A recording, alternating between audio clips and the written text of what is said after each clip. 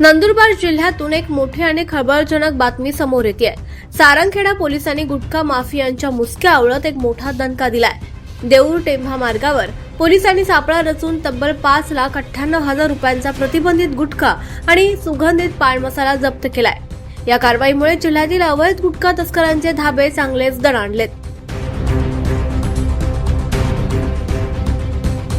महाराष्ट्रात प्रतिबंधित असलेल्या गुटखा आणि सुगंधित पान मसाल्याच्या अवैध वाहतुकीविरोधात सारंगखेडा पोलिसांनी 21 जून रोजी मध्यरात्री एक मोठी मोहीम फत्ते केली।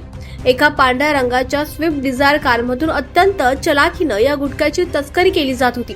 मात्र पोलिसांच्या सतर्कतेमुळे गुटखा माफियांचे मनसुबे धुळीस मिळाले। पोलिसांना एका गुप्त बातमीदाराकडून ठोस माहिती मिळाली होती आणि या माहितीच्या आधारे पोलिसांच्या पथकानं देऊर टेंभा मार्गावरील महारू बापू गिरासे यांच्या उसाच्या शेताजवळ दबा धरून संशयित वाहनाची तपासणी केली। कारची झडती घेतली असता पोलिसांना आतमध्ये मोठ्या प्रमाणावर प्रतिबंधित गुटख्याचा साठा आढळून आला। पोलिसांनी तत्काळ संपूर्ण मुद्देमाल आणि कार जप्त केली आहे। या कारवाईनंतर अन्न व औषध प्रशासनाचे अन्न सुरक्षा अधिकारी सदा फुले यांनी तात्काळ घटनास्थळी भेट देऊन जप्त केलेल्या मालाचे नमुने घेतले। प्राथमिक तपासात हा माल आरोग्यास घातक आणि प्रतिबंधित असल्याचं स्पष्ट झालं। त्यानंतर अन्न सुरक्षा व मानकी कायदा 2006 आणि भारतीय न्याय संहितेच्या विविध कलमांनुसार संबंधितांवर गुन्हा दाखल करण्यात आलाय।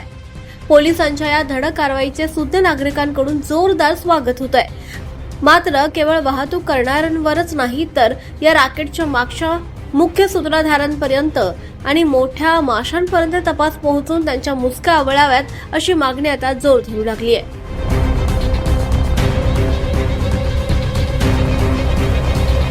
24 लाईव्ह महाराष्ट्र न्यूजसाठी जगन ठाकरे, शहादा, सारंगखेडा।